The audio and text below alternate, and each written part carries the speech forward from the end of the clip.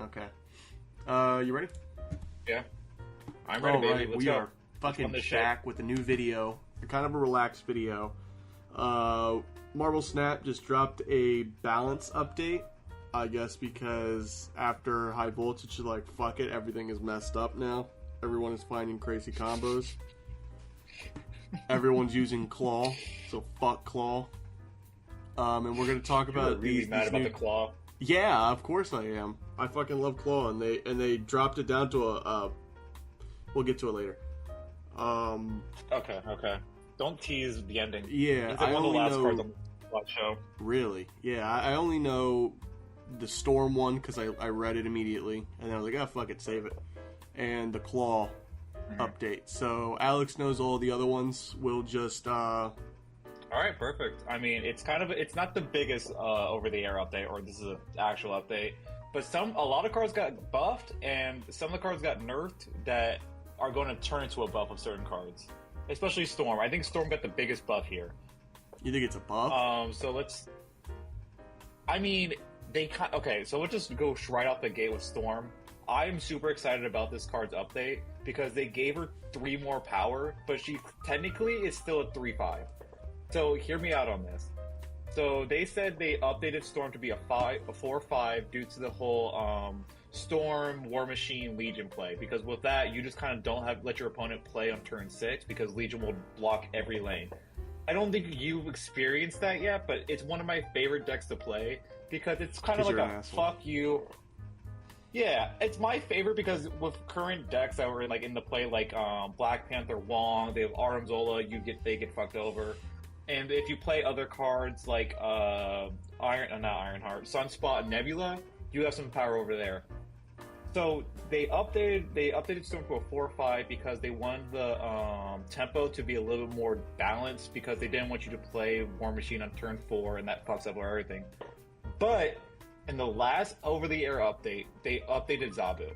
Zabu is now a 1/2 that affects all your 4-cost cards with 1 less spending power. So, if this is correct, Zabu technically will take Storm and War Machine down to a 3/5 and a 3/7 or 3/6 respectively. So, all they did in this update is that if you don't have Zabu early on the game, you just kind of have to play Storm and Legion 4 or 5. But if you pull Zabu turn 1, 2, or like 1 or 2, let's say that, you can play Zabu turn 1. You can play. I like playing Daredevil because he's a good kind of like see what your opponent's going to do to countermeasure. Turn 3, play Storm. Turn 4, play War Machine again. And then turn 5, play Legion. And then you still have the same thing. And now, Storm now has 3 extra power in that Legion lane. So now you have technically about 12 to 13 power in a lane. War Machine and like other cards can hold down another lane. And your opponent doesn't get to play that big card. I am over the moon excited for this update because now I can run Zabu again. And you weren't aware during the whole Zabu was taking over the meta, but Zabu used to be an ongoing. Minus cards used to take 2 energy away from your 4-cost cards. So it used to run the meta. And with this change, I think Zabu's going to come back in a fucking fantastic way, and I am over the moon about it. It's going to be so fun to play this deck again. Is that why he's in the spotlight now? He's in that collector cash spotlight? I would assume so. He's also, yeah, I would think, I don't think they did this on purpose, but Zabu is currently in the collector's cash with Toxin, and I believe the other one's also Bloodstone. But, oh boy, if you run a Zabu store machine, I can see a lot of retreats coming in your future. This is fun. This is exciting. I'm super pumped to play my Legion Die Legion deck again. It's just a lockdown deck. Oh, it's going to be so glorious. I'm not making it to level 100. People are going to leave too early. Damn. All right. Okay. So Storm, I thought it was a nerf, but it actually is a buff. With Alex and his lockdown deck. Misery is the next one. I don't think I have. I think I do have Misery. She came out 2 weeks ago. She's the newest. She's the newest destroyed archetype. She's doing somewhat good in the meta. Not a lot of people play her. I was playing her a lot when she came out because she was a fun kind of new deck to play. I played her in a destroy, trying to take the opponent's deck archetype. Like I played Cable and Yondu with her, and the person would have like 0 cards at the end of the turn. The only problem with Misery that I've come across is that Misery, like the thing said, she's fallen a little short on power. So what she does is that she would take cards like away. Like if you play Yondu and Cable, that's like 5 power there. And if you put Misery on top of that, she wipes the board clean and she would just stay there with 7 power. She wouldn't be able to hold down a lane too well because a lot of other players would have higher cost cards there, and you just kind of have to work around that. So Misery kind of found a soft spot in more, I believe it's Darkhawk decks, and then I started playing her in Danos decks. She's great there, but she had the same problem of she doesn't have enough power. In my opinion, I think this is a good direction to take Misery, but she needs a little bit more of a boost to kind of help her sustain a spot in regular play. I think, don't quote me on this, but I saw how the Symbiote Spider-Man video went. I think Misery might get another over-the-air update within the next 2 to 3 months, giving her at least 1 more power, sustaining her at a 4/9, which is a good spot with more cards coming out. You say goddamn, but there is Gladiator, who's a 3/8, and he gets played often, but he's a kind of a good baseline, being like, hey, if there's cards bigger than you, he's not going anywhere. And with this new update, Misery now competes with Gladiator, so she wouldn't just get destroyed after destroying other cards. All right. So it's an interesting change. I don't think it's going to redefine Misery as a card, but I think she's on the right track. I think she'll find a good sweet spot at a 4/9. That's my opinion. It's probably not going to happen, but that's what I suspect that's what's going to happen with Misery. Okay. Still seems a little bit crazy having a 4/8. I mean, I guess I haven't played around with Misery that much, so I mean, I really just kind of put her in a destroy deck, and that was stupid. So I'm like, yeah, I don't really like this card. But I guess working it with, like you said, the Cable and Yondu would be a really good combo. But again, you take out Yondu's a 2 and Cable is a 3? 3. Yeah. So, yeah, you well, lose, if you want to put in perspective, other 4-cost cards like Rescue or Jessica Jones, they are 4/9s, and they can hold down a lane under stealth. You have Cole Obsidian. He's also a 4/10. Doc Ock's a 4/8. Yeah, 4/8. Gwenpool's a 4/6. So you have cards that kind of hit that same power line, but they do a lot more, in my opinion. So if you want Misery to stick out, I say add 1 more tick of power to her, and I think that would change. That would actually give her more oomph when the current decks. Okay. All right, you want to move down to Electro? Do you have anything to say about Electro? Yeah. I do, but Electro, I don't. So this update isn't the greatest for Electro because Electro doesn't get played and then stay there. Electro stayed in that Misery deck that he was recently talking about, like it says in the notes. Yeah. That Electro was played in more War Machine Misery decks because you'd play Electro, he'll give you 1 plus energy, and then if you were lucky enough, I never was, you get Electro Misery. Misery would take down the Electro, and then you have 2 more energy play. So on turn 5, you have 7 energy. Turn 6, you have 8 energy. It was great if you could get that combo to pull off. Yeah, if you can get the combo.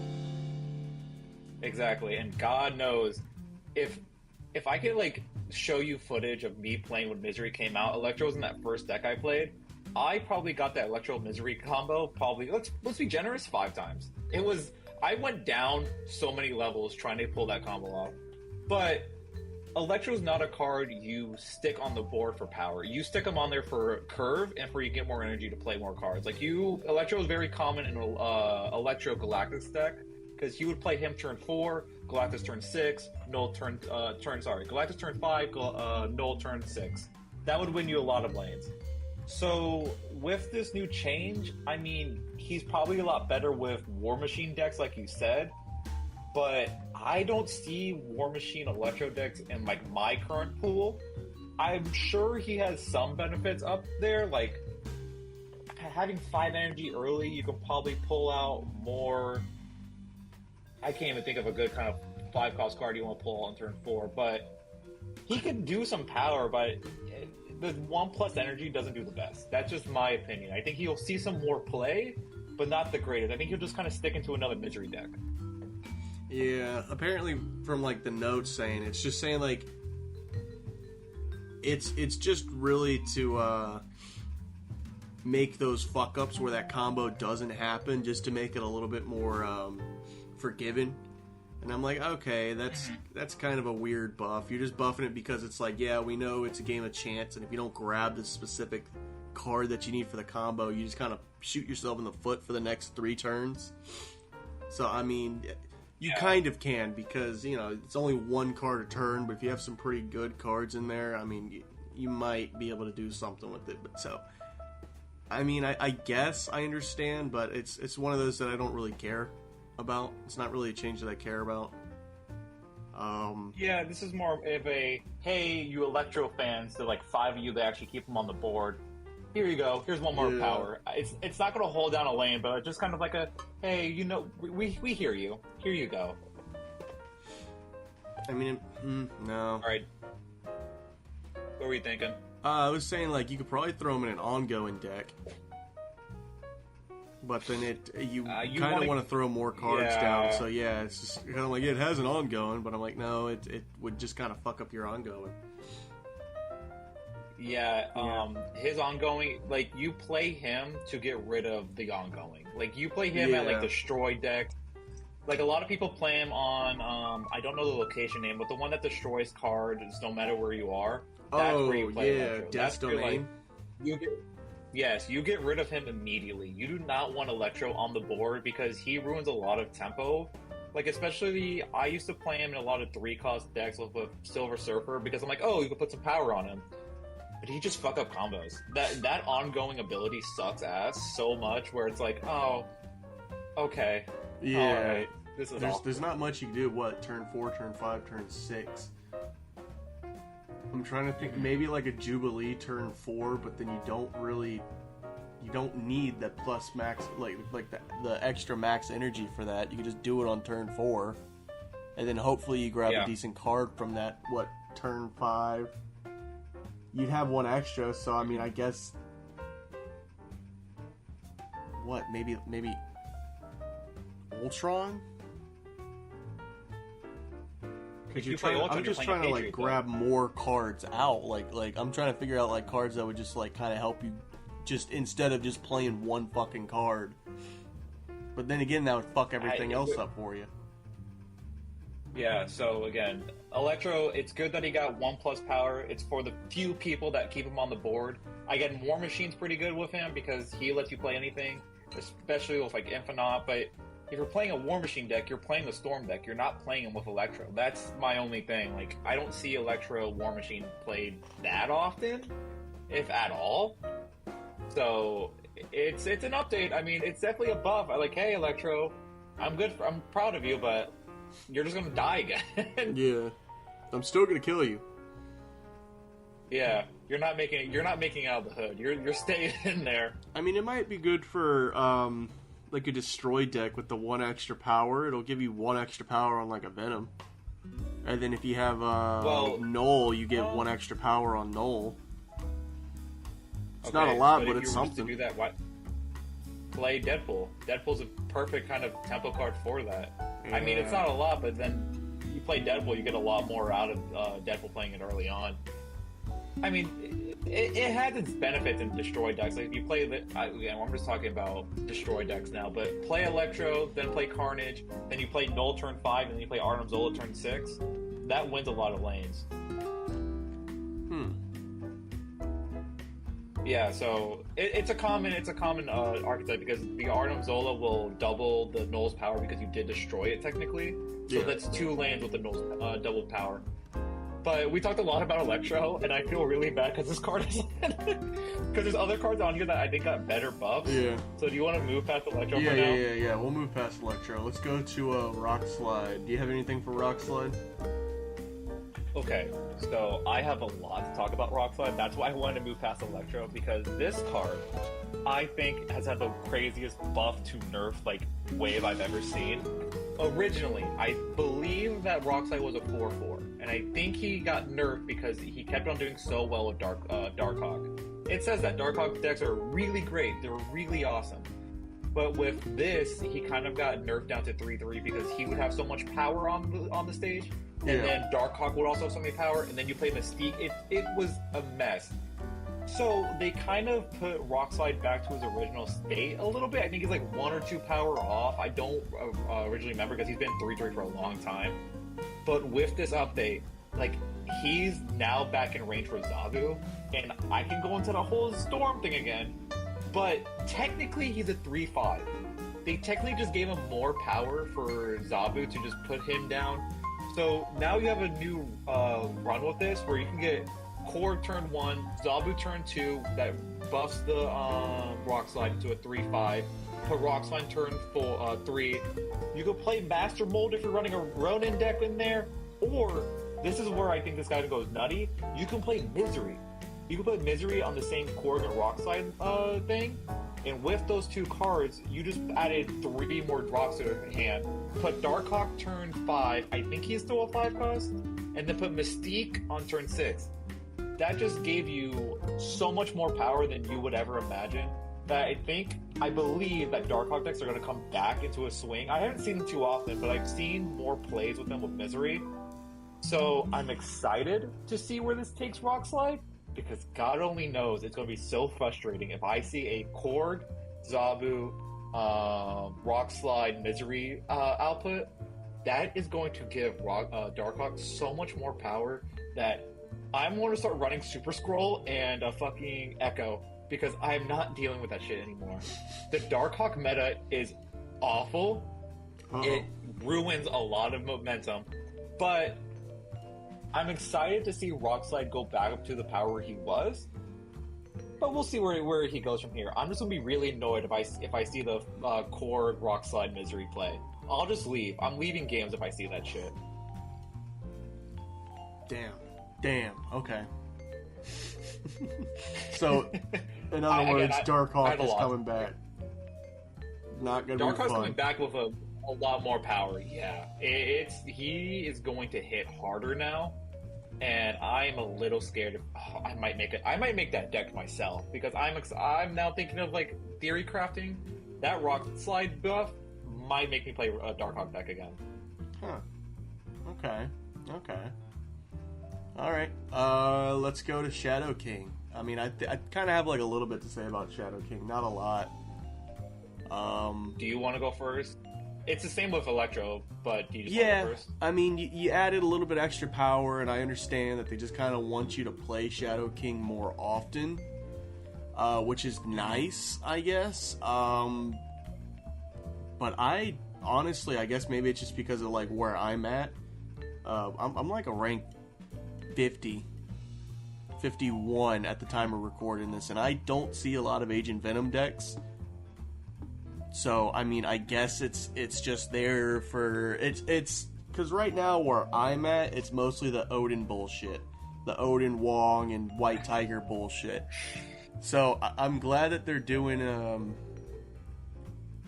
they're trying to allow you to counterplay other decks easier.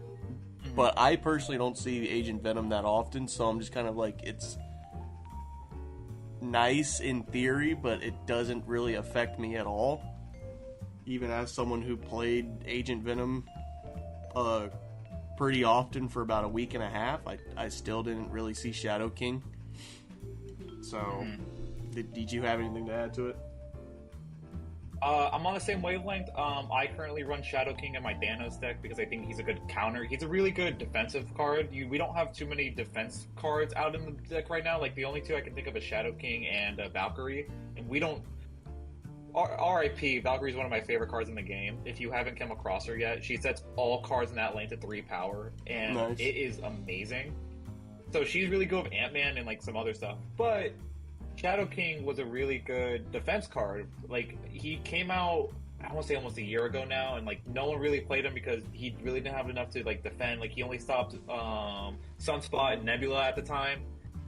But currently, I think it's the same thing with Electro. Like, a few people play him, myself, and I'm seeing him more commonly played in current deck. Like, in high-level play, you see Shadow King kind of as a... I don't have a card that fits a role, but he's a really good defense play, and I need to stop that against, like, Kitty Prides or Silver Surfer decks are pretty good with Brood. Like, that's a kind of the best way to play Shadow King. He's great. This is, again, another theory I'm probably putting out there. Shadow King doesn't see a lot of play just due to the 2-3, like, power level. He's good to put down, but he just kind of doesn't do enough.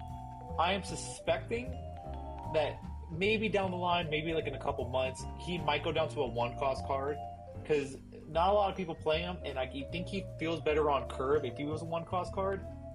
But that's a whole different topic, and I don't want to get into that. But he's on the right track. I like Shadow King. I think he's a good card to have, but not a lot of people play him. Huh. Okay. So. Oh boy. Let's move on to Klaw. Oh boy. Yeah, I kind of understand why they do it. You combo Klaw with Onslaught, and even with, like, Captain America, I mean, like, he's just kind of a no-brainer to use. You know, he's a 5/4. Of course, his power's a little bit lower, but that +8 to the right it's fucking phenomenal. You know, especially when you combo it with Onslaught, you then get a 16 power on the right for fucking a 2-turn combo. Mm-hmm. I mean, I understand why. I don't think dropping it down 1 power is, like, that big of a nerf, but I'm still kind of pissed off because he's my boy. I think I have won maybe 1 or 2 games against that bullshit Odin combo when I didn't have a counter because of that Klaw +8 power. Mm-hmm. So I think, especially for, like, lower collection level players, I think it's just gonna hurt more than it helps. That +7 power means that, like, White Tiger would now overpower you no matter what. If you have a Klaw and it goes to the right, of course, you won't be able to at least tie it.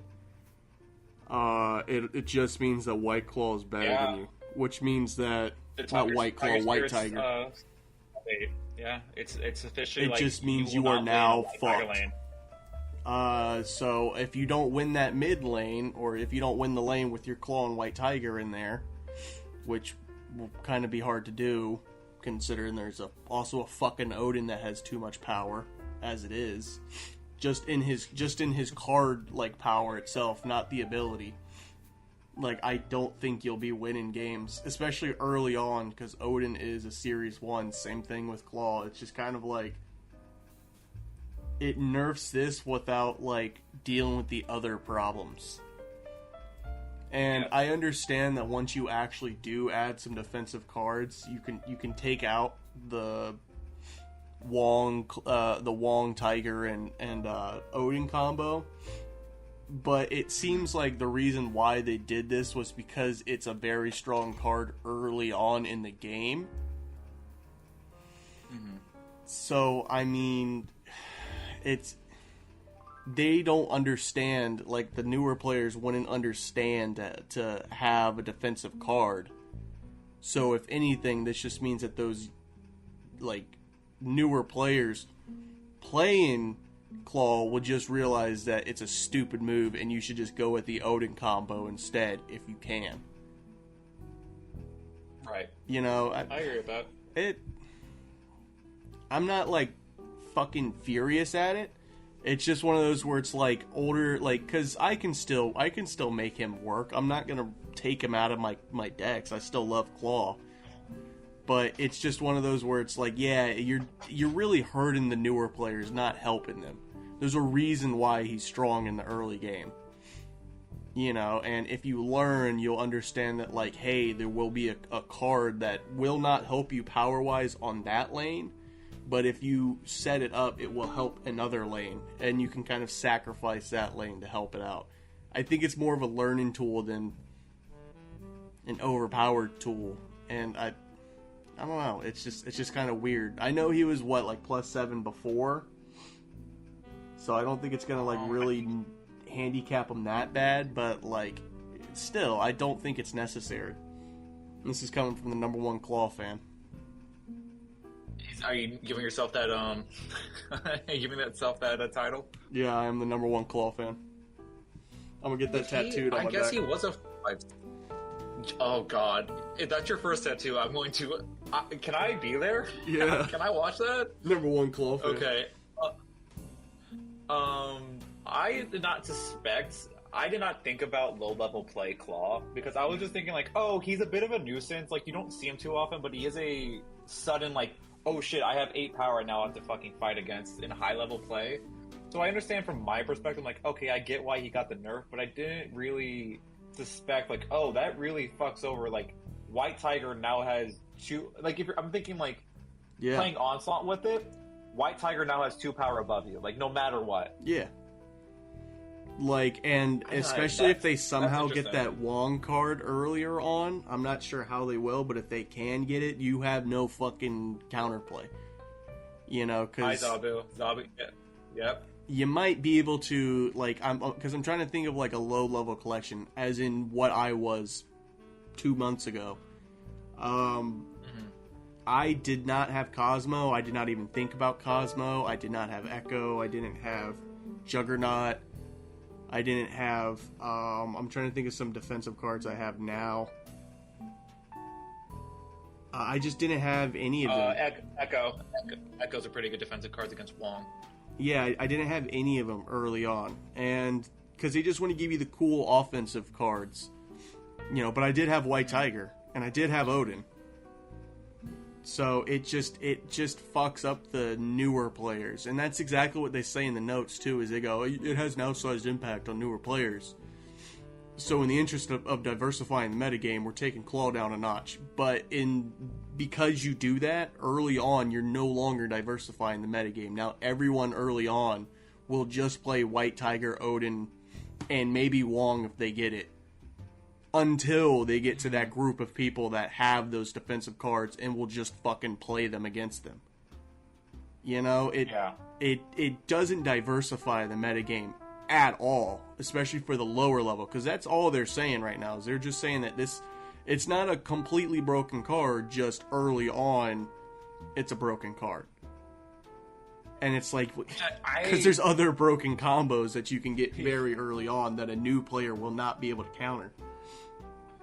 So I'm wondering if they're planning to nerf White Tiger. She got a buff. They better. I want to say a couple months ago. Don't quote me on that, but I'm pretty sure White Tiger got the buff because a lot of other cards were outpacing her. Like, I don't remember what was coming out around the time, but there was a lot of 5-cost cards. They're like, oh, they're putting more power on the board, more than White Tiger's doing with the Tiger Spirit. So I'm curious if they're going to retroactively nerf White Tiger down the line. It's possible. Like, she was I think Tiger Spirit was a 5'6", 5'7", don't quote me on that. And then they buffed her up to a 5'8", well, the White Tiger Spirit. Yeah. Due to the fact that, like, it needed more power to sustain itself.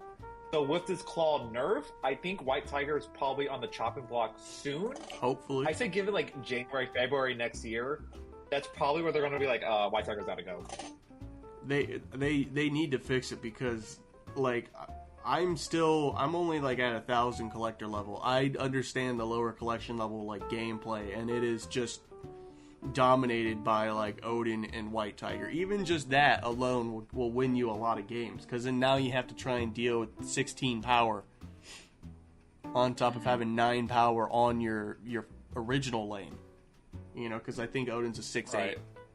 Then you add the one from White Tiger. Then you add the extra variables, and it's like it makes it too powerful. And then all Klaw really had was just, I can ensure I can neutralize that White Tiger if it goes to that lane. Yeah. So I mean, or you could neutralize the Odin's power if they drop it on that lane. It to me it wasn't ever really like a haha fuck you, I win the game. Well, kind of, but because you didn't see it coming. But it's not like a broken offensive combo. It's more of like I am gonna maintain this lane. You know, using Klaw. Yeah, I definitely agree to that. I think that they're probably. I don't think Odin's ever going to get touched from as long as I've been playing. I've been playing since the beta was out, like a couple months after the beta started. I don't think Odin's ever going to get touched because I think he's just kind of perfect where he is because he fits a lot of archetypes really well, especially if you go into like Black Panther or Artem Zola or just kind of anything. So 6/8 power is not going to touch. White Tiger has not gotten touched in a long time. I think if they're going to try to fix the newer players' experience, they have to touch White Tiger first, and Wong is not getting touched, of course. Mystique's not going to get touched ever. But your only issue is going to have to be that White Tiger, and that's the issue where I think the Tiger Spirit is probably going to have to take the hit on that. Or make her 5-0. Fuck it. But I don't think that's the issue. I think if you make White Tiger a 5-0, you're still going to have to maintain a 5-8 on like 2 other lanes. Yeah, but it just kind of... That's the... You're looking at either a 5-8 that takes up 2 lanes, or you're looking at a 5-9 that has a power split in both lanes. Okay, you get what I'm saying? Even though it's just 1 power, it can still, you know, help out. I agree with you. I'm just going to run one counter by you. Have you run into a Mr. Negative deck yet? I have Mr. Negative. I think I ran into a Mr. Negative deck in High Voltage, but he didn't win. Yeah, that would... Because it would be a 0-5. Yeah. Yeah. 0-5 White Tiger sounds like a fucking mess. Free White Tiger! And I already have to deal with... Yeah. Free. Now imagine... Okay, like, hear me out. I'm going to throw you a crazy thing. You dropped White Tiger to a 0-5, a 5-0. Imagine this run right here. Mr. Negative turn 4. Mighty Thor married to Jane 1, the one that pulls all the Jane zero-cost Foster, cards. yeah. Jane Foster, thank you. You then get a 0-5 Iron Man, a 0-5 White Tiger, and then if you're lucky, a 0-5 Mystique, and then a 0-6 Artem Zola. Kobe, do you want to play against that? No, because I already hate White Tiger. Man. Yeah. Fine, keep it at a 1 then. Yeah. Trust fuck me, it. your points are valid, 100% valid. But I only have one. Like, you're going to run into the same issue that I think Professor X had, where they can't find the good kind of power scale for him. Professor X used to be a 5-2, and then he went to a 5-1 because he gave too much power in the lane. And then he went to a 5-3, and then they changed his ongoing ability. I think what they're going to have to do with White Tiger is they're going to have to either tweak the card or they're going to have to really nerf the Tiger Spirit, which I think is the more likely probability. We actually just changed White Tiger. She's now a 5-6, and the White Tiger Spirit is now a 5-12.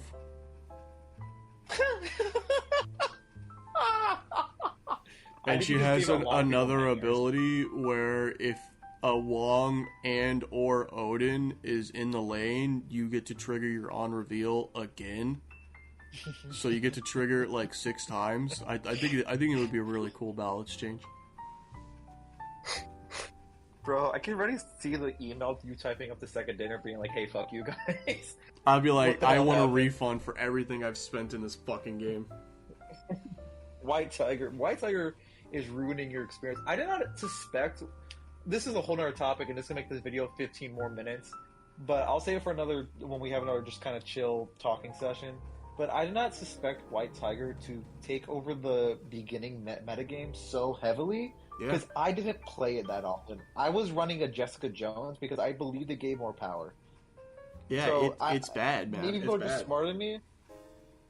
Yeah, I just wasn't expecting that. But we'll say that for another time. We also have 3 more cards we need to talk about, and we spent, I'm not even joking, probably 20 to 30% talking about Klaw. Oh yeah, because it's Klaw. Yeah, I know your boy got like shot. Your boy got shot in the leg, and you really wanted to talk about it. Yeah. But I'm glad we talked about Klaw because it's important. We need to talk about him. I love my boy. Mm-hmm. He's in like every deck I have, including I think except for my destroy deck, but he might be there just because of just the utility he has. But yeah, I mean, fuck it. Let's go on to Daredevil. I don't really have a change for this. You gave him 1 extra power, cool. Just to kind of make him played more often without making him too fucking powerful. Yeah, I get it. You have anything you want to say about Daredevil? Real quick. Yes, I love the Daredevil card because one is my favorite superhero, Marvel superhero, and he's just one of my favorite cards because Daredevil was first. Gambit's like my newer love, but I love Daredevil. I think he was the coolest card early on because I'm like, oh, that's really good for tempo, and you can kind of play him perfectly with Gamora, Professor. He had a lot of utility, and I love the Daredevil card. The only thing I had a downside was with the power because I run this in my Storm deck, so I used to put Sunspot, Nebula. And then Daredevil I just kind of put down because I need him for later games. And I kind of lost a lot of decks because Daredevil wouldn't be able to support enough. I would lose by 1 or 2 because of this. I'm not going to go too in the depth, but I believe this is the most perfect balance for Daredevil because I don't think he needs any more power. I don't think he needs to go down to energy level. This is perfect. Don't change anything else about Daredevil. But I will say, Daredevil has had a wild change because about 6 to 8 months ago, he was broken. He wouldn't show you what card was being played. He would just show you that a card was being put down. And I didn't touch my Storm deck for like a year after that was played. Damn.